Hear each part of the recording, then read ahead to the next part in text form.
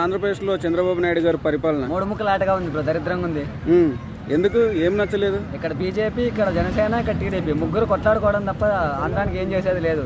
కల్తీ మద్యం అంటారు, మా పథకాలు అందలేదంటారు, మా దోపిడీలు అంటారు, అవి అంటారు తప్ప ఏది ప్రజలకు ఏం చేసేది ఏం లేదు. మరి అభివృద్ధి చేస్తున్నాము, రాష్ట్ర డెవలప్మెంట్ అభివృద్ధి చేస్తున్నారు. జగన్మోహన్ రెడ్డి తీసుకొచ్చిన ప్రాజెక్టులన్నీ రిబ్బన్ కటింగ్ చేస్తున్నాడు. వాళ్ళు ఎందుకు చేస్తున్నారు అభివృద్ధి?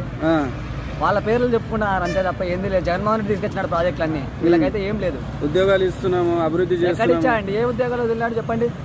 ఏ ఉద్యోగాలు వదిలాడు? ఏం లేదా, ఏం లేదు. జగన్మోహన్ రెడ్డి సచివాలయ వ్యవస్థ తప్ప, సచివాలయం ఉద్యోగాలు తప్ప వీళ్ళు తెచ్చినది ఏముంది? ఏం లేదు. డిఎస్సీ ఒక టీచర్ జాబ్స్ తెచ్చాడు, అరాకొరా తెచ్చాడు అంతే, అంతకుమించి అయితే ఒక్క జాబ్స్ ఏం తెచ్చింది లేదు. మళ్ళీ 2029లో అధికారంలోకి ఎవరు వస్తారు ఆంధ్రప్రదేశ్లో? జగన్మోహన్ రెడ్డి వస్తాడు. ఎన్ని సీట్లు వస్తాయి? 125 నుంచి 140 మధ్యలో వస్తాయి. ఖచ్చితంగా జగన్మోహన్ రెడ్డి 100% వస్తాయి. 80 మ్యాజిక్ ఫిగర్ దాటంగానే వీళ్ళకి ఒక్కరికి రప్పరప్పేనా? Okay bro, thank you. Okay.